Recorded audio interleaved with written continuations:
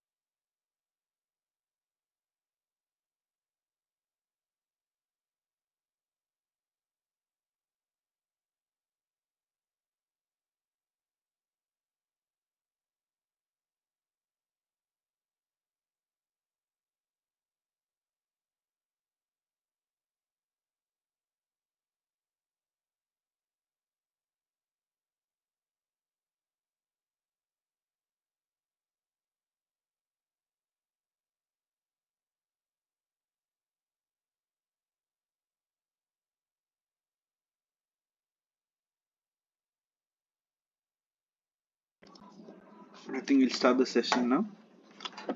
Welcome to this session on the course of Computational Fluid Dynamics. This is Shankar. I'll be your teaching assistant for today. The session is from 6 o'clock to 8 o'clock on Mondays. We'll go through this week's course graded questions and ungraded questions, along with a few previous year questions of the current week, the previous week, and an example question if possible, if time permits. So, this week's assignment questions were on about compressible force. So basically, any flow that is said to be compressible if the density is not uniform. So that's what makes flow compressible. If the density is uniform, and it's generally referred to as an incompressible flow.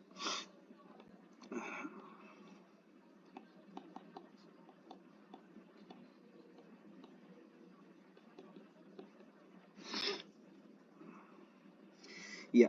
So let's go through the first question that we have for the graded assignment of the week 7. Which of the following statements are correct about compressible flows? And the first thing is any flow involving gas is necessarily a compressible flow. And the second option is compressible flows are inviscid. So let's go through the first option here given here. Any flow involving gas is necessarily a compressible flow.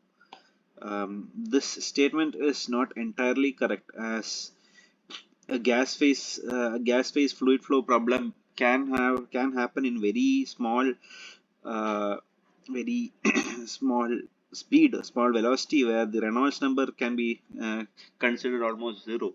So therefore, the momentum balance equation given by dou u by dou t, let's take it in one dimensional flow case. So plus okay, let's not consider the one dimensional case. We'll just take a gas phase flow. It's given by dou vector u by dou t plus del dot u is equal to minus 1 by rho del p plus mu del square v. So again, I can, sorry about that, 1 second, let me just add a page over here.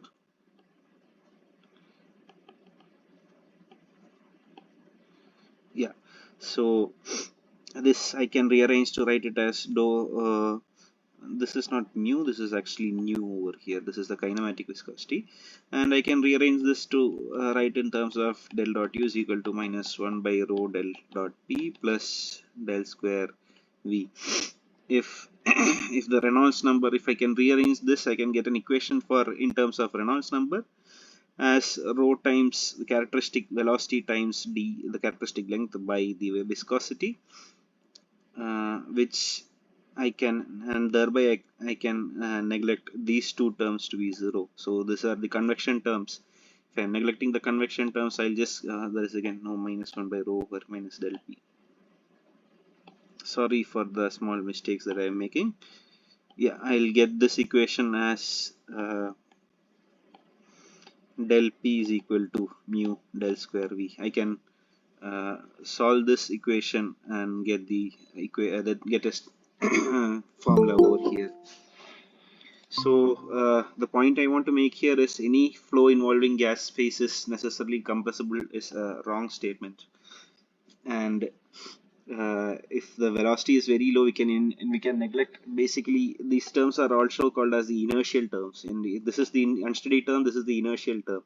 If we neglect these two terms, we can have a pressure, and we can match the pressure to the viscous term and thereby get a flow because of this.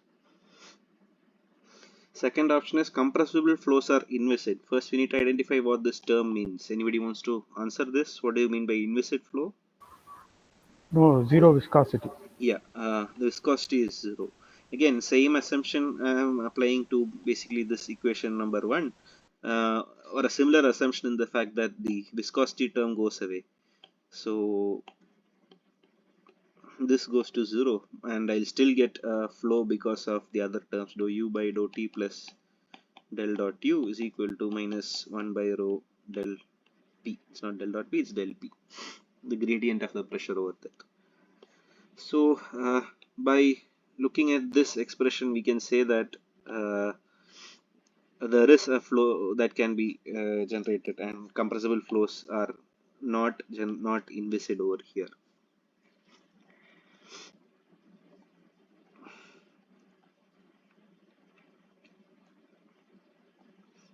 Okay, this page is just a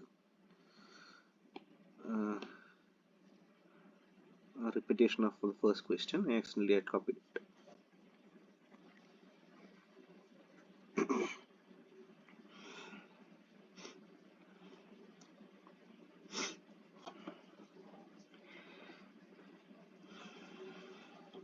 Okay, next question. Which of the following is or are among the difficulties encountered in the solution of a compressible flow problem? So for that, we need to identify what a compressible flow problem is. Basically, it's just a modification of the Navier-Stokes equation that's given by dou times rho u by dou t plus del dot rho uu is equal to nu del square u blind minus 1 by rho del p. So we can see that there are this since density is also a function of space and even time, it can also vary with respect to time over the entire flow. We know that this equation is a coupled equation in the velocity and density. And we can also see that the second term here given by del dot uu is a nonlinear term, and therefore nonlinearity is also uh, coming up as a difficulty, or we have to take care of the nonlinearity in these equations while we are solving them. And the third option being determination of pressure, we see that there is a pressure term over here, and generally can anyone from the audience answer how the pressure could be determined in these cases, in You these first questions? you first find density and apply equation of state. Yes, yes. So basically, we find the pressure by following the equation of state, where the equation of state has the pressure in terms of density and temperature. So density, the determination of pressure is not really difficulty once you have the density and the temperature. So pressure field can easily be found out from the equations of state. So temperature will find from energy equation, right? Yeah, this is from the energy equation. Why did you not uh, del squared u? That's also non-linear, isn't it? Uh, Del square u is basically del dot del u. So So that's it's the linear, is it? divergence of a gradient of a vector. So that's linear, huh? I'm not sure whether it is linear. So when I write this down, I'll write this as dou square u by dou x square plus dou square Correct. u by dou y square. I think this is linear term only. Okay. Yeah, because all these terms don't have a function Function, of yeah, u in yeah, the what do you say? as a coefficient, yeah. Yeah. So yeah, these terms are, this term is linear. These two are basically non-linear, and we need to solve. Yeah, this minus 1 by rho again won't be there. I'm sorry about that.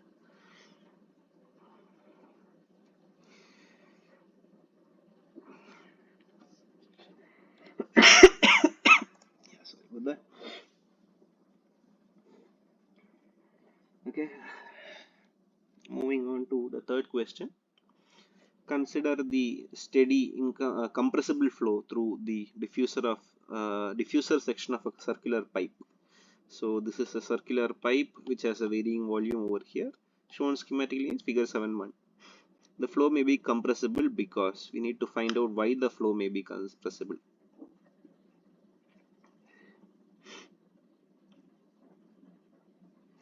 The first option being the fluid is a gas, the second option being the velocity is high, and the third option means pressure is high.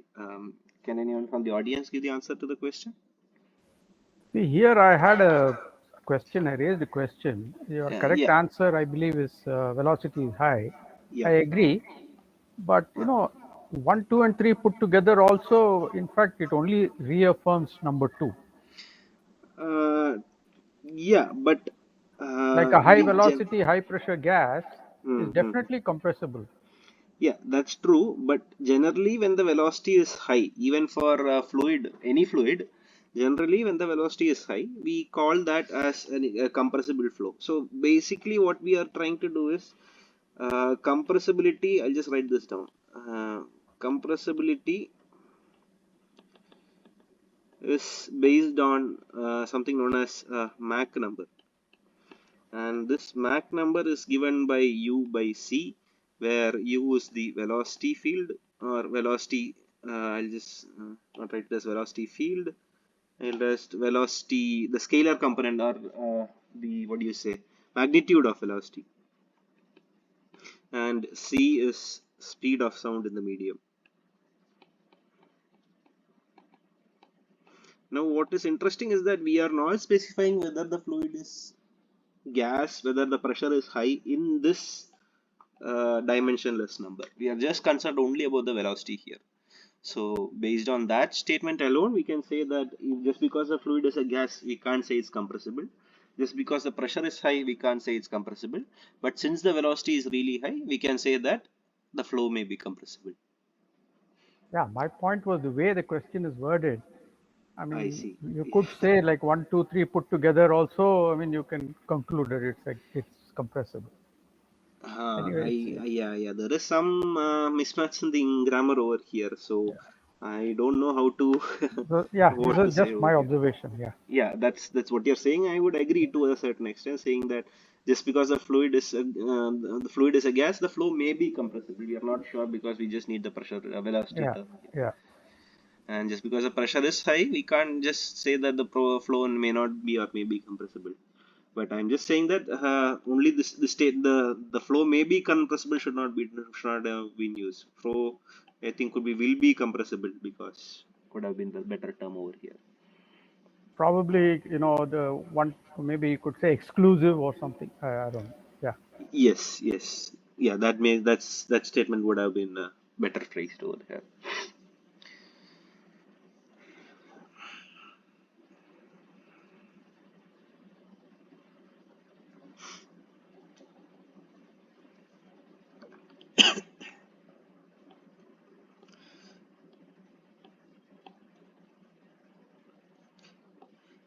Okay, moving on to question number 4. Consider the steady compressible flow through diffuser section of a circular pipe shown schematically in figure 7.1. If the flow is axisymmetric and viscous, then how many partial differential equations need to be solved to get the flow field? So what is given is it's a steady state problem, it's a compressible flow, and its domain is given over here. And the flow is axisymmetric. So from these three terms, we can neglect the temporal derivative or dou by dou t term. We have to include, I'll just write that down next. We have to include rho in inside the derivative. I hope this makes sense. And flow is axisymmetric and viscous, so we can't neglect viscosity, but we can neglect 3D flow into a 2D flow because this It's is an axisymmetric. axisymmetric. Yeah. Yeah. So how many partial differential equations do we need to be solved? So what would be the first partial differential equation that generally we start with? Continuity. Yeah, conservation of mass or the continuity equation is one equation. Then, since this is a two-dimensional problem, we just not need to solve it in a two-dimensional case for velocity. Basically, the Navier-Stokes equation will have two equations arising out of it in two dimensions.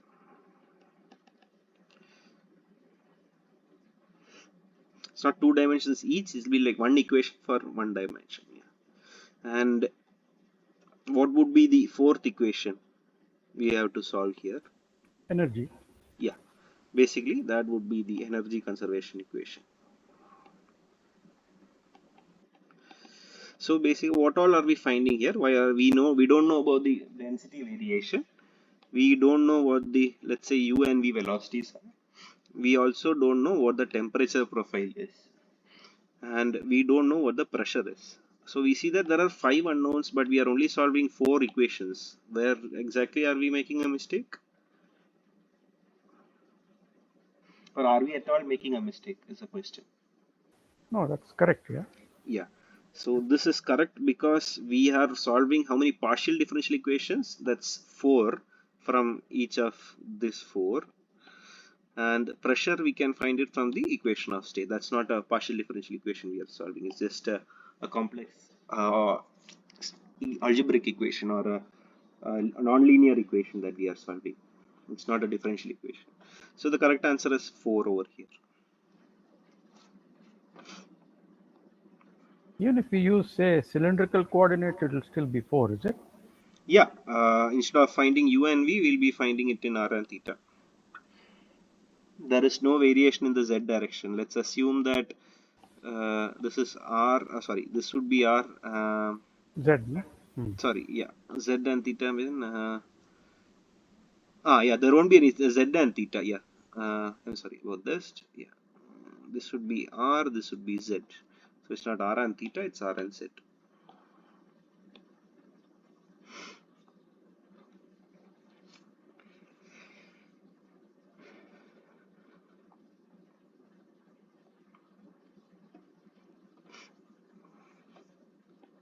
In practice, like these sort of flow through pipes and all that. So, what is the standard like? I mean, generally you use We would have to, in practice, we have to solve these two equations, four equations simultaneously. okay, And for the solution of that is what is being discussed in the lectures of this week, including the McCormack scheme and the implicit beam warming scheme. So we are simultaneously solving all the velocities, all the pressure, all the density together to get all four of them as a function of space and, if necessary, time. In this question, time is not there. yeah.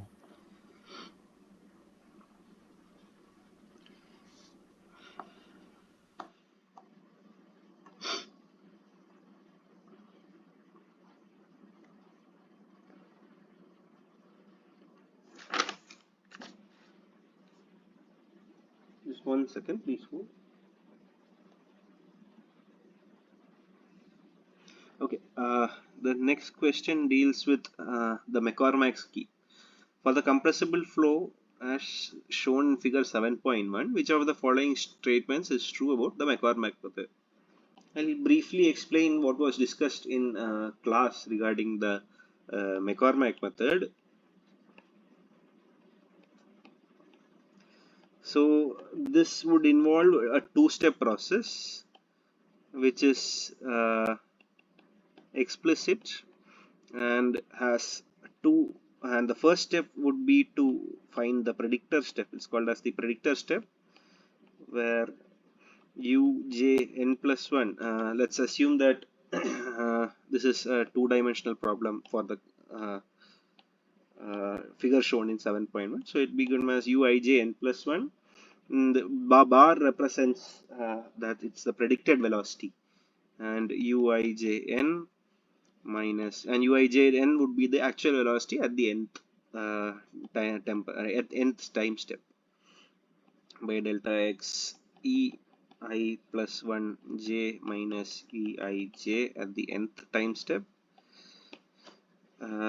minus delta t by delta y f I plus 1 j minus f I j at the nth time step. So we can see that this is forward in space and is supposedly unstable, because generally forwards in space refers to an unstable system, whereas the corrector step is backward in space and thereby provides stability to the system, and it's given by uij n plus 1 is equal to the average of the nth time step and the predicted velocity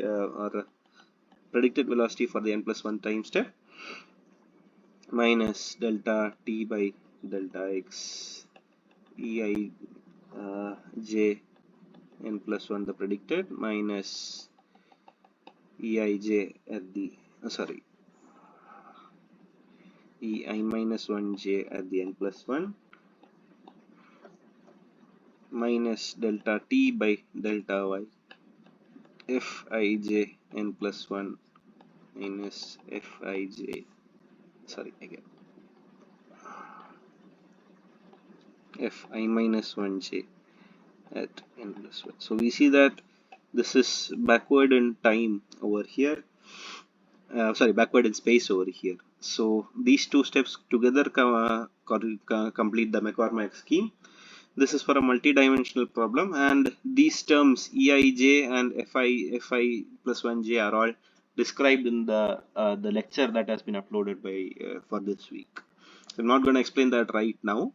And Eij generally is written in a vector form for the mass, momentum, and the temperature or the thermal energy conservation equation. For each of them, each component of the vector has to be used, or a matrix has to be used. Yeah. Coming back to the question, which of the following statements is true about the McCormack method? It cannot be used because the flow is steady. So we are having a temporal evolution over here. So this statement itself is obviously wrong. It cannot be used because the flow is viscous. That statement again is wrong. These EI plus 1, FI plus 1 all have the can be used to contain the nonlinear or linear term over here. So we cannot say that this statement is correct. We can use even if the flow is viscous.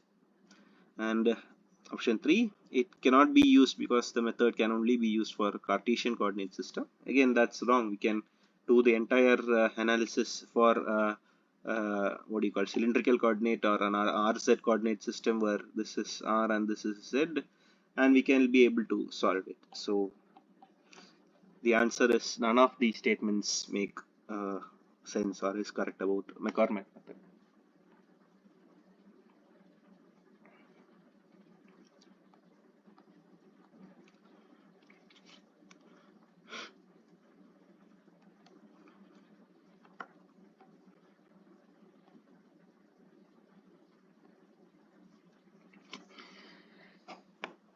Please give me 2 minutes. Just take a small quick break over here. I'll be back in 2 minutes. Okay.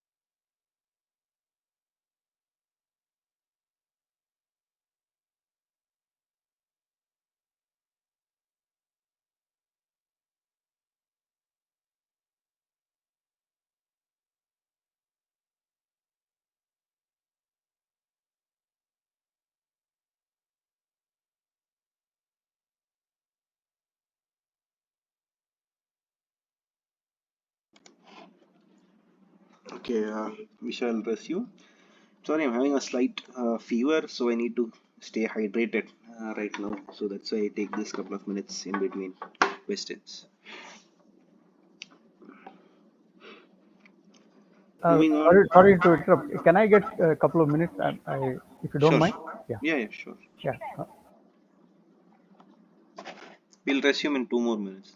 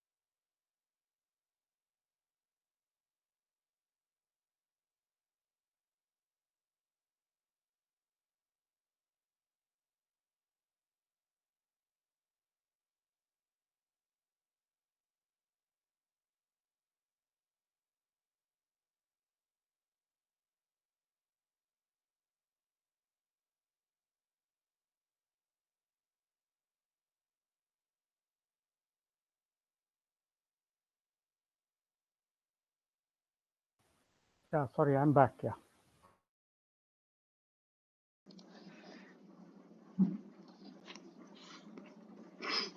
Yeah, since class strength is really low, I mean, I think we can have us this class tutored to our speed, Yeah. tailored to our speed. Yeah. So moving on to the sixth question for the graded assignments in week 7. For the compressible flow case shown in figure 7.1, again the earlier figure that we had, which of the following statements is true about the using the beam warming method to find the velocity and pressure fields? Option 1, the pressure is obtained by solving the Poisson equation. Option 2, the flow is steady and we solve the unsteady form of Navier-Stokes equation. Although the flow is steady, we solve the unsteady form of the Navier-Stokes equation. Option 3, solution of the energy equations since we require only pressure and velocity. Can anyone from the audience answer that? I got it wrong in the assignment. Apparently, it is two. Yeah, what was If your you can answer? explain, yeah. What was your answer? Mine was none of the above. Okay, so I'll just quickly, uh, oh, 1 second.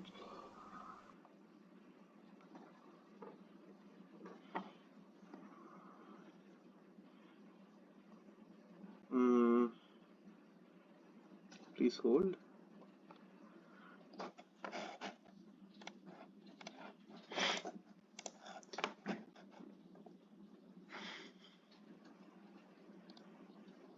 Yeah, I hope the screen is visible. I've just taken to the place where the delta form of the implicit beam warming scheme is discussed over here in the lecture.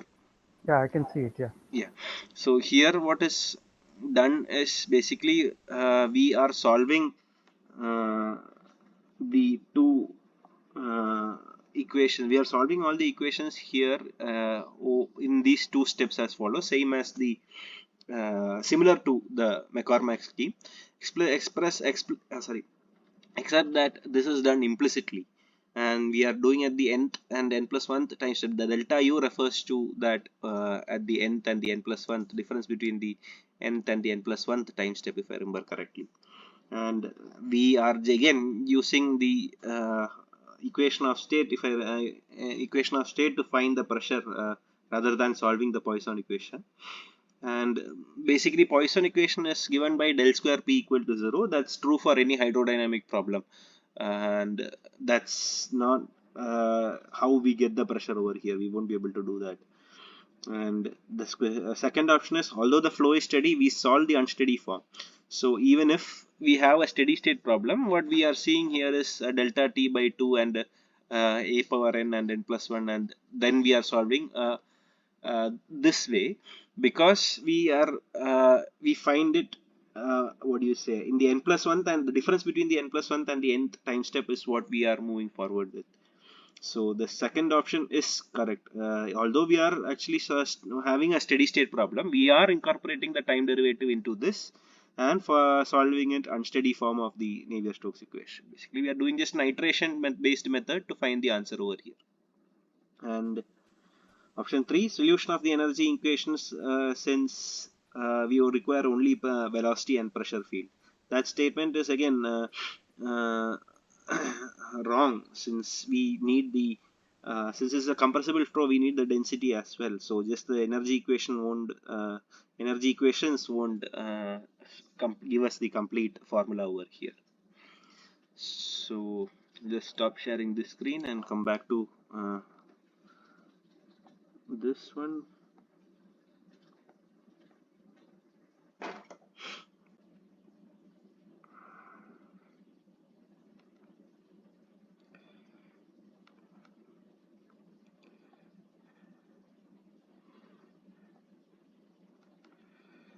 Yeah. So the correct answer is only option 2. Do I need to repeat anything in this? So this is a delta form. The regular form of beam warming also it's the same procedure, is Yeah, it? we just solve it as based on the iteration, or rather than sorry. Sorry about that.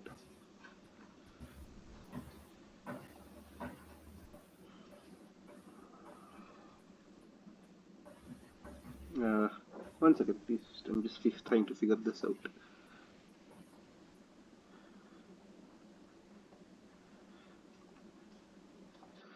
Yeah, I guess this won't go. Okay, yeah, even if we are solving the unsteady form of, even if the flow is steady, we still solve the unsteady form. Just because there's the beam wanging method usually has a time derivative in that and has a delta un over here. Okay. That second statement is correct. Yeah.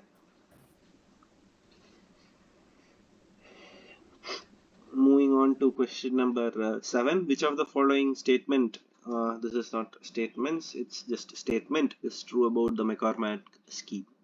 Option A, it is conditionally stable. Option B, it is cannot be used for unsteady flows. Option C, it can be used only for linear equations. And option D, it is not applicable for viscous fluids.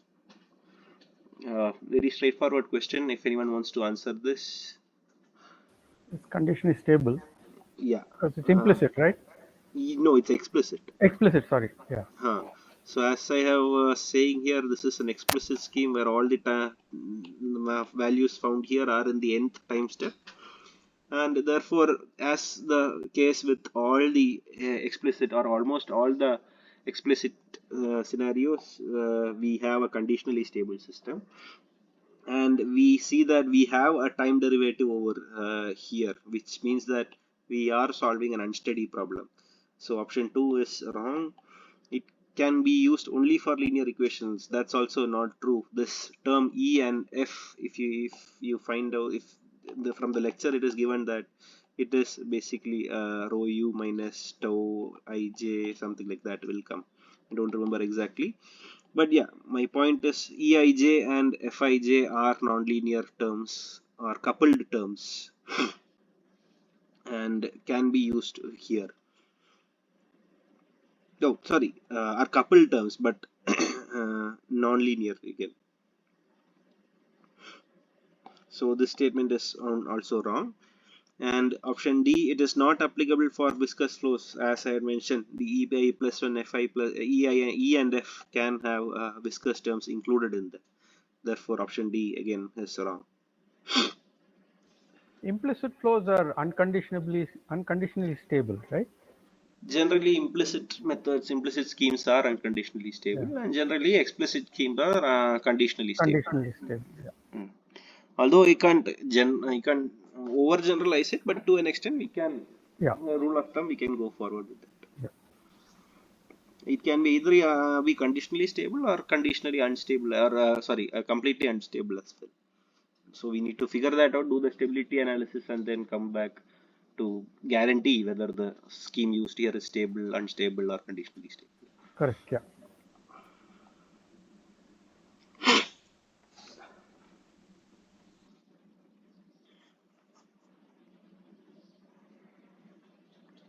Okay, let's move on to the next question. Which of the following statement is true about the beam warming method? It allows solution by marching forward from grid point to grid point. It allows solution by marching forward in time from time step to time step. It requires intermediate evaluations and going from one time step to the next, or none of these statements. I think this question was also posted in the discussion forum by I think one But of you. Yeah, by me. Yeah. yeah. So what was the exact doubt you had before I get into the solution? You can ask that. Yeah. The answer says C, but I say like B is okay. You're doing an intermediate. I assume by intermediate you mean the matrix. Yeah, TDMA. Yeah. We are using TDMA to find the answer Yeah. over there, But as I showed. you're still going forward from one time step to the next, isn't it? Yeah, we are moving forward in from time step to time step in intermediate evaluations. We are not exactly jumping from the one to the next, right? We require an intermediate evaluation at the at n plus one and or the predictor step, the n plus one bar step. So in beam warming also you have the n+1 bar, is it? I mean, we don't. We have that two-step process over there, right? Where the first step we would use I plus delta t by 2 dou by dou x of a n del u star equal to. So the first step would involve what do you say? First step involves an intermediate calculation and which is confirmed by the second step. So it's not exactly a direct transition from n to the n plus 1 time step. We are having an intermediate evaluation going on over here.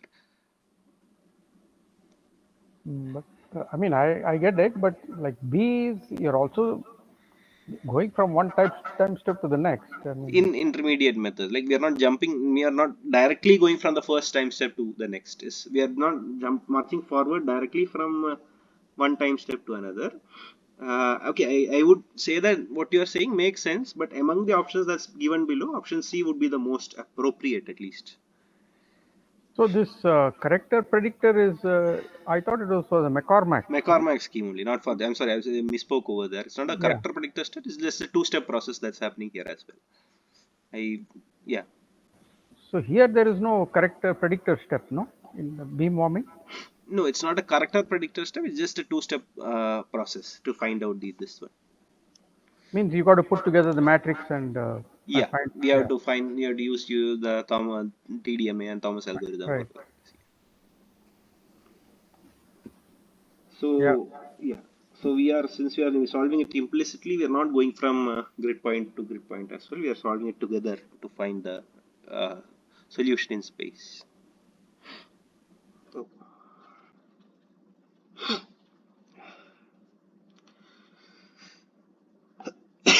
excuse me. I hope you're taking medicines. Yeah, yeah, I'm fine, thank you. Yeah, so which of the following describes the beam warming method is the next ninth question. That, Again, this that is very straightforward. Yeah, go ahead, B please. B that is B. Yeah, Yeah. yeah. It's an implicit method which is second order accurate in time and space, and it's unconditionally stable as well. So we can do a simple stability analysis and find the order over there. I've not done that over here, but yeah, it is basically how we find it out. And we find that it's an implicit second order accurate in time and space, which has an unconditional stability.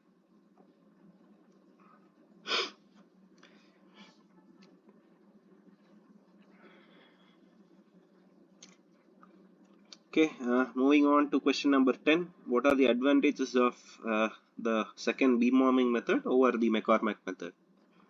We know that beam warming method is unconditionally uh, stable, whereas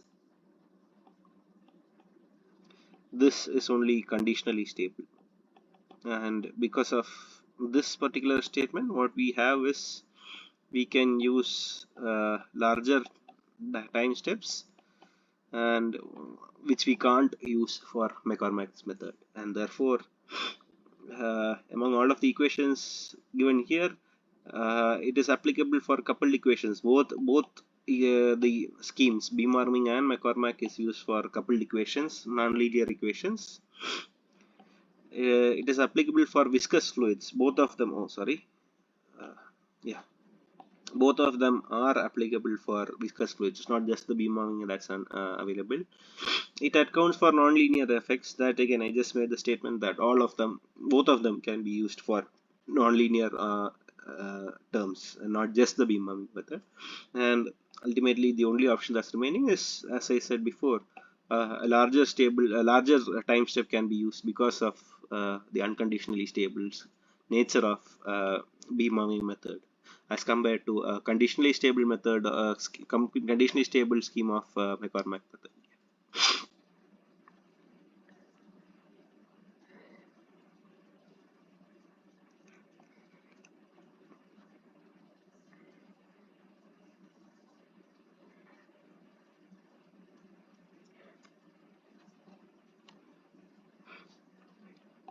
All right, moving on to the next question. Which of the following statement is or are correct? Actually, can be multiple statements. Is or are correct about the compressible flows? As this is just the we have come to the non-graded assignment, so we'll have to again go back to what the non-compressible flow is. So any flow involving gas is necessarily a compressible flow. That statement, as I said, is not correct. Compressible flow equations are coupled but linear. We just saw that they are in fact coupled and nonlinear. So option 2 is again wrong. Supersonic flows require either shock capturing or shock fitting methods for the solution of governing equations. Can anyone just confirm the answer? Is this right or not? By process of elimination, it is right. Uh, I don't know much about supersonic flows. so basically, supersonic flows are said to be incompressible, or sorry, compressible flows. Supersonic are compressible flows, is it? Yeah, sorry about that. So supersonic refers to the velocity of in the medium. The magnitude of the velocity is comparable to the uh, velocity or speed of sound in that medium. That's what this term supersonic means. Right. And generally supersonic, for example, the next question, I think one of the questions that's given here, we have, oh, I think it's one of the previous year questions where we have a race car or a jet that is flying, that is moving at the speed of sound, and whether that would constitute a compressible flow or an incompressible flow. That just contribute to a compressible flow. And but the question here is not just how whether supersonic flow is this thing or not, is compressible or not. It's whether shock capturing or shock fitting methods are necessary for the solution of governing equations. I'm not exactly remembering the answer right now, but I think the statement is fairly wrong. As we just saw that McCormack and beam warming methods can satisfactorily give a solution to highly compressible flows or compressible flows in general. So none of these statements is correct. None of the above would be the correct answer.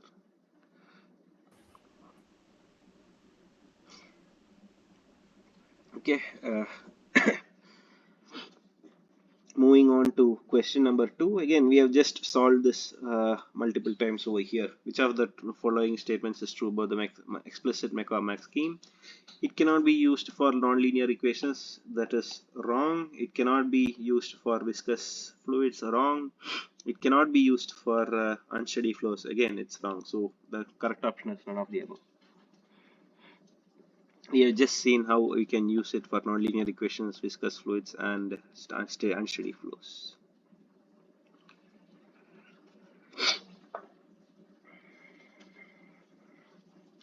Okay. Moving on to third question in the ungraded and non-graded assignments for week 7, we see that in compressible flow through a duct of constant cross section with adiabatic walls, which of the following is constant? We see that the flow is compressible, so therefore, uh, which of the following would be constant around the flow of, let's say, a duct of constant cross section with adiabatic walls? Anyone from the audience would like to answer this? It's a very Mass think. flow has to be constant at all Yeah, times. yeah. Whatever happens, the mass can neither be created nor be destroyed. So the mass flow rate has to be a constant. Since the since it's given that it's a compressible flow, the uh, Volumetric yeah, route. Yeah. the density would be different at rho 1 and rho 2. Therefore, the volumetric flow rate has to be varying across the region.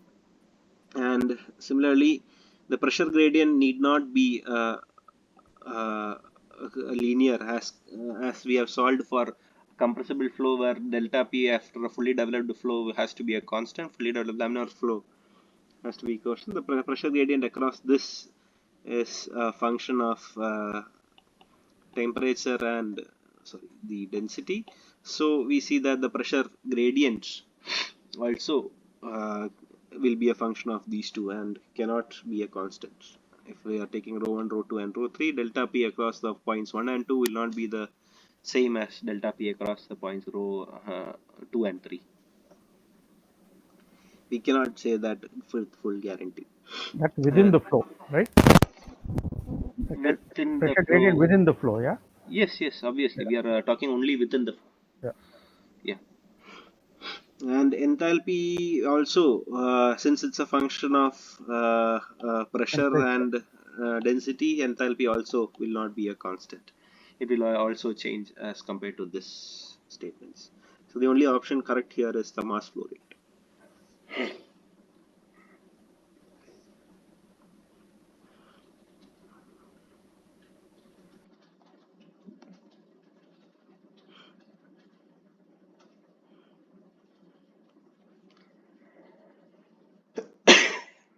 Excuse me. Okay, moving on to question number 4. Conserved variables that are solved for incompressible two, or sorry, this is not incompressible, this is for a compressible two-dimensional flow.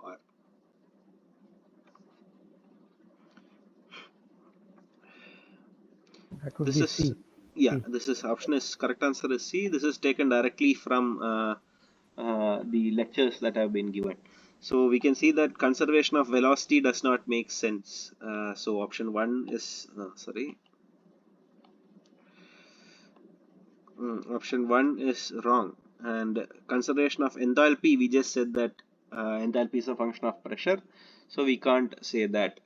But conservation of these three terms will be these four terms makes sense, and ET refers to basically the internal energy,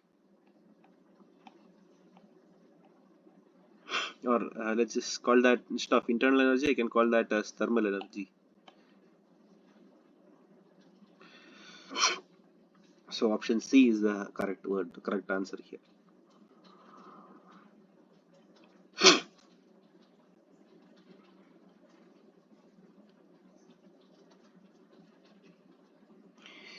Okay, question number 5. This will be the last non-graded assignment for this week. Which of the following statements is true about the evaluation of pressure in the McCormack scheme? Again, we have already solved this. I think in the other one, it is obtained from the continuity equation. It is obtained from the momentum equation. It is obtained from the equation of state. And fourth option is evaluation of pressure is not necessary. We saw that rho u w, or let's put it as rho u v, and temperature is solved by using the mass and momentum and the energy conservation, and the pressure is evaluated from the equation of state, where p is again a function of the density and the temperature.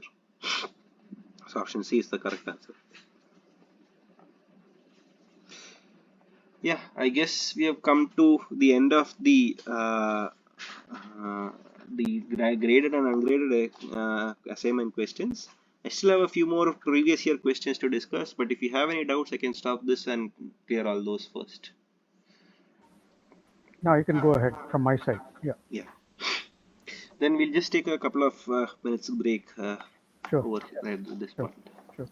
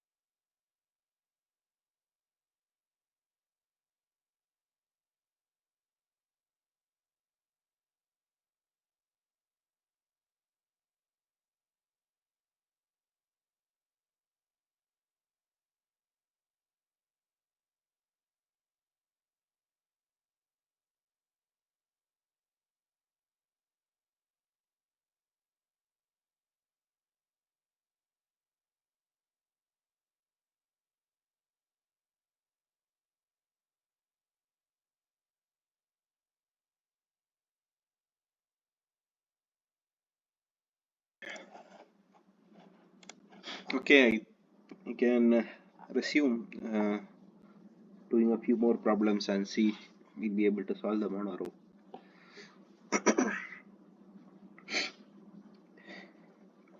Okay, let's get started with some of the previous year questions that were given last year on the same graded assignments actually. So, first question is, which of the following statements is true about compressible flows? We have seen a lot of questions that are having the same format, which are true about compressible flows and all. So number First two, is they, sorry, two, it's two. yeah, Yep. this is the only correct answer. They obey Navier-Stokes equation in the in a different form, divide as shown. I had shown here, given by del dou rho u by dou t plus del dot rho u u is equal to minus del p plus mu del square u. So they obey the Navier-Stokes equation in this method, in the correct Navier-Stokes equation, and they involve a significant density changes is what is meant by compressible flow. Yeah, I was talking about this particular problem earlier. Which of the following can be considered as compressible flows? Option 1 is a race car traveling at a top speed of 360 km per hour. Option 2, a passenger aircraft traveling at a cruising speed of 700 km per hour. And for reference, we know that the smoke. I mean, if I would like to know, I would like to ask whether speed of sound in this air is known to you. 1000, No, no, 1000, it's not 1000. It's just 300 over here. It's 300 kilometer per hour. Although it can vary with respect to the density of air and where we are measuring it, but in air, speed of sound is 300 kilometer per hour. It's not of, it's not very high, but it's. I mean, that's why we are saying that a passenger aircraft or even a jet fighter plane moving at this speed is considered to be supersonic jets and all. So both of these statements does make are compressible flows. Although the race car itself is not compressible, the flow field created by the race car will be dealing with the compressible flow. That's what is meant by can be considered as compressible flows. oh, the air going past the car, Yeah, yeah? yeah, Yeah. yeah. So suppose this is the, let's say this is the car, then we solving the fluid flow around this car. The, what do you call that? The dynamics of the airflow over here.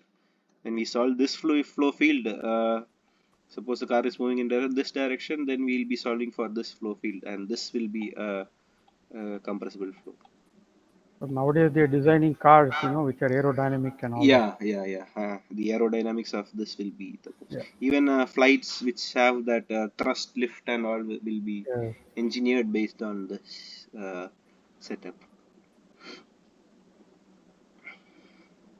Okay, I think this is the third time this question, same question is coming. Incompressible flows. Okay, the density is obtained from which equation? Okay, earlier it was pressure. At least now it is density. We obtain the pressure from the equation of state for the fluid, but we obtain the density from solving the energy balance plus the 3 PDs along with it. So when we solve it together, we'll be getting the density. So basically, this only statement is again not correct. We solve it simultaneously, all the four equations, to get the density from these equations. Yeah.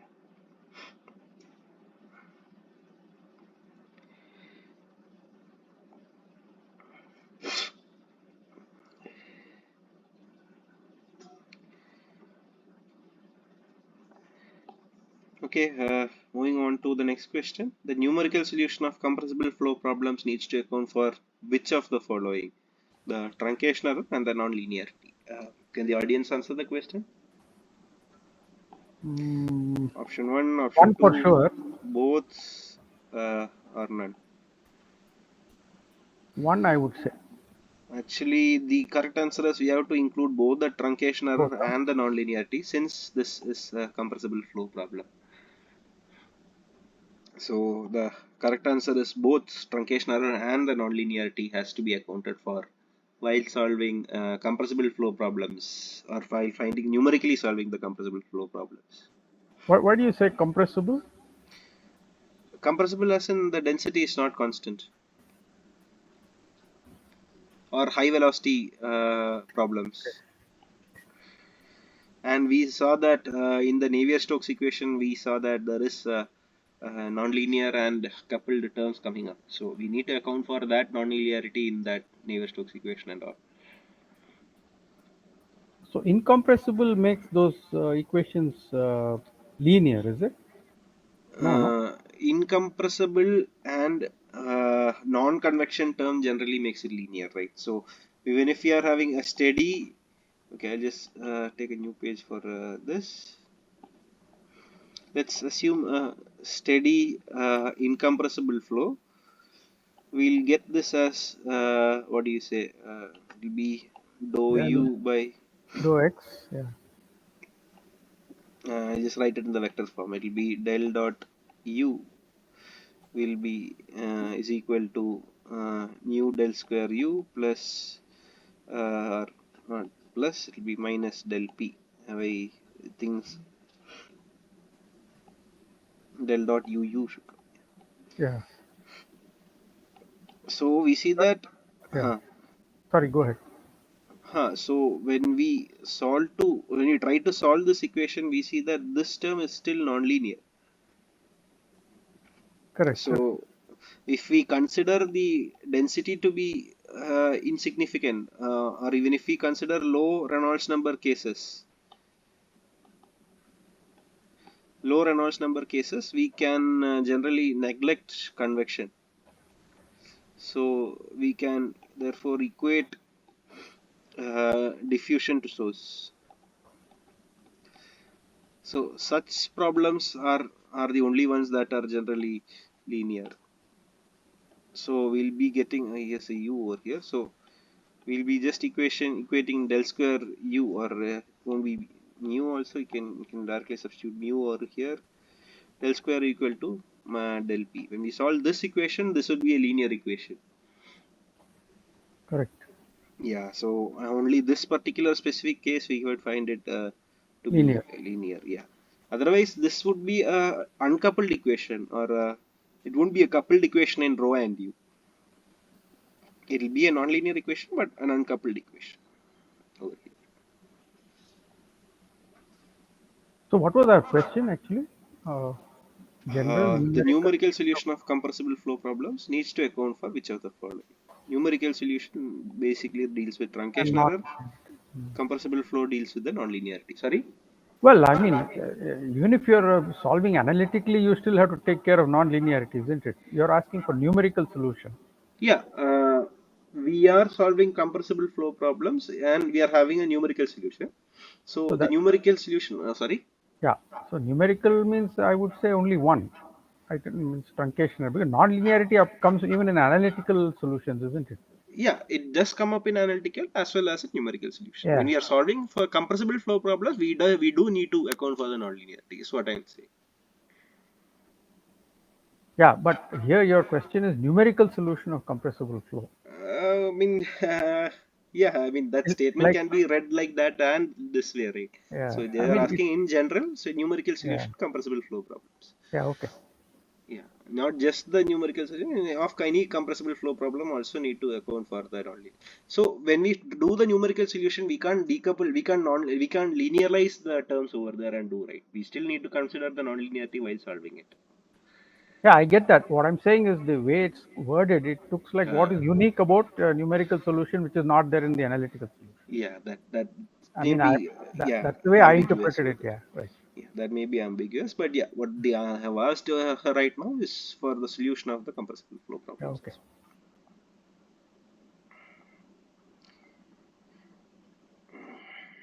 I think we have already seen this question. Fluid flow may be compressible not because the flow. Okay, I guess This we is, have already made a yeah, statement over here as yeah. This is properly worded as compared well. to this year's question. I see. Yeah. And question number 6. For steady two-dimensional compressible flow, which of the following is not true about McCormack's scheme?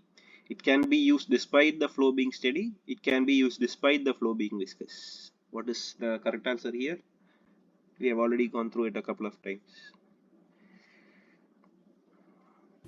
Can be used for both. Yeah, both are correct. We Okay. can use it even if it's steady. We are solving an unsteady problem using a predictor catheter method, and the terms E and F, as shown earlier, would would have the viscous terms if required. Yeah. Right now we have completed the previous year questions up to week 7. I have a few questions from week 6 and a couple of questions from week 6. Um, I'll be going through that over the next few minutes, I guess, unless there are any doubts that needs to be cleared. Moving on, for the this will be previous year questions from week 6. For the equation given below, to represent an unsteady one-dimensional diffusion equation, the value of A should be. So this is the equation that's given: dou f by dou t minus A into dou square f by dou x square is equal to 0.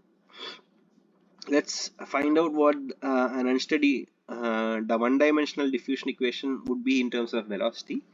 And Navier-Stokes equation states that dou u by dou t should be equal to mu dou square u by dou x square in one dimensional. So we know that the viscosity term mu is always a scalar and positive.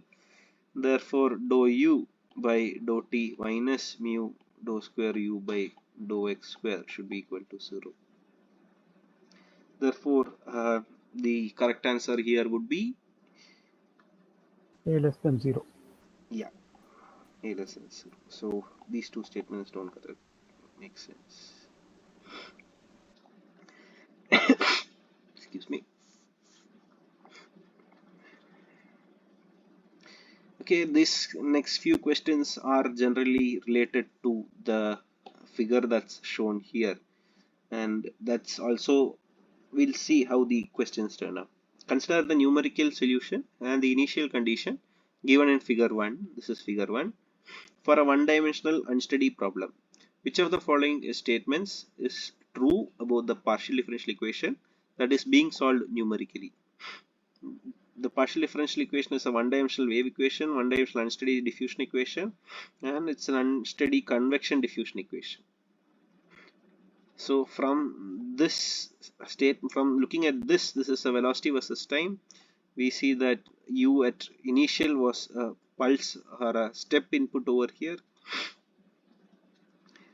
and sorry, it's a pulse input, just decays down afterwards, and then it would after t equal to 0.05, it's that, 0.2 is that, and 0.5 is that. So what kind of partial differential equation would this characterize?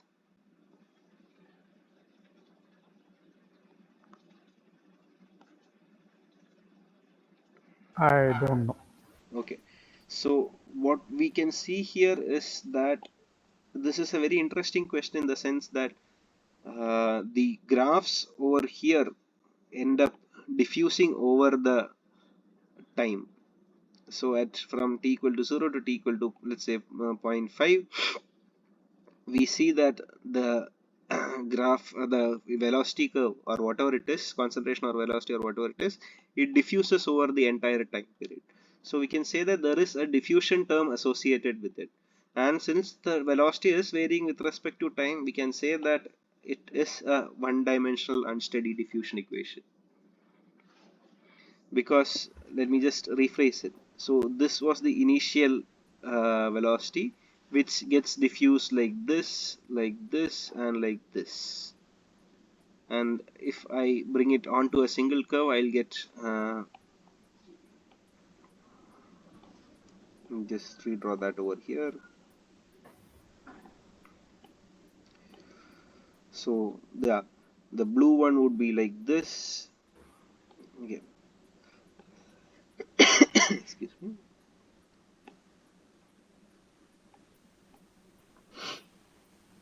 Yeah, and the red curve would be like this. The hollow dotted curve over here uh, let me just use a different color, would be again a little more diffusing, and the green curve would be like this. So we see that the velocity keeps on diffusing and it's a function of time. So therefore the correct answer here would be the unsteady diffusion equation.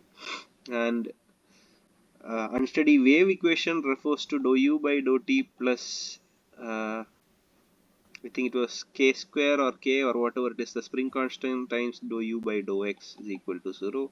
So there is no convection happening over here.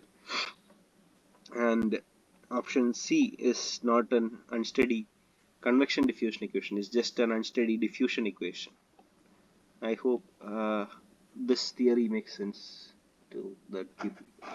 No, if there is convection, what happens? There'll be translation, is it? Yeah, we have to take the account. We can't get that from the time profile. We need to the velocity Oh, profile over here. So okay. if let's say we have a duct over here, then we need the dou u by dou x term over here too. We need the velocity profile over here to satisfactorily claim whether it is a convection or not. Okay. Since that statement is not given, we just have to go with the assumption that it is unsteady and diffusion equation is being given here. Convection is not happening. Yeah, okay.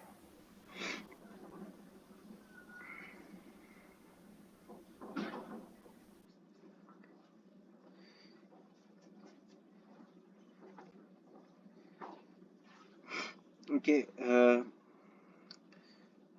in this question, if the computed solution in figure 1 is for an unsteady wave equation, then initial wave speed is approximately, what is the answer here?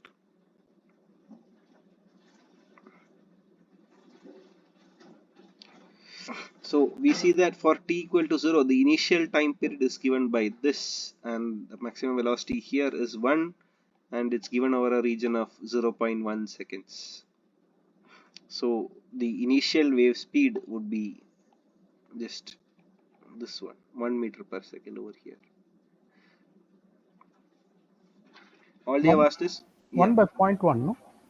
why 1 by point 1? No, the time is Okay, point you one. this is the velocity over here. Yeah, so velocity by into time, is it? No, or is, No, no, they have just asked for the initial velocity, wave speed.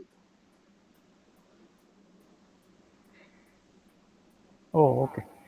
That's just the y-axis over here, Okay, nothing okay, else. okay.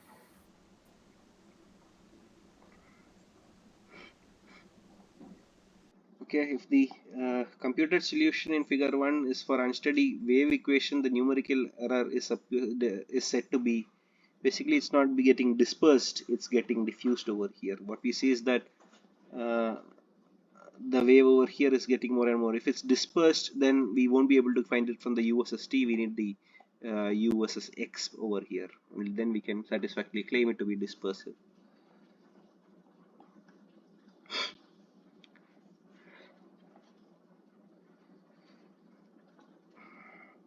Yeah, I guess that's almost all the questions I had for this week's session. I still have one more example question that would require the use of almost 1.5 hours to completely explain how to solve it, how to solve a pressure driven flow in a rectangular channel using an analytical expression for a steady incompressible fully developed laminar flow of Newtonian plate.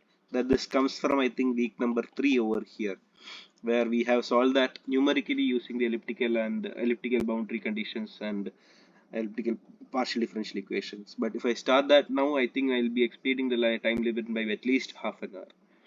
So I'll keep this for another session where we can slowly and peacefully discuss the entire question in at length. Among all the questions, yeah, sorry. Yeah, or if you can just circulate the, uh, Yeah, write up it's on that. Yeah, no. this question is available on all the lectures that I have uploaded on that. But the answer I'll have to derive it. I thought I'll derive it in class, but yeah, I'll post. It will be really difficult to understand if I just write the answer for most people because it involves a lot of Fourier series analysis too. Okay. Perfect. This is not part of the syllabus. This is just an extra information that people find it. I personally found it very interesting, and it can be used to compare the numerical solution along with the analytically derived one. So I can post the answers. I'll do that. See if I can complete that in one of the lectures over the next couple of weeks. But it will involve a lot of calculation that I need to take effort to explain. Otherwise, it will be just a waste of my time and the person reading this. Okay. Yeah, if any questions are there, I'll be happy to answer. Otherwise, this we can close the session formally. I'll be around till 8 o'clock to uh, go through any doubts or something if you have. I'm done from my side. Yeah, sure. And take care of your health. Thank you. Thank you. Okay. Good night. Good night.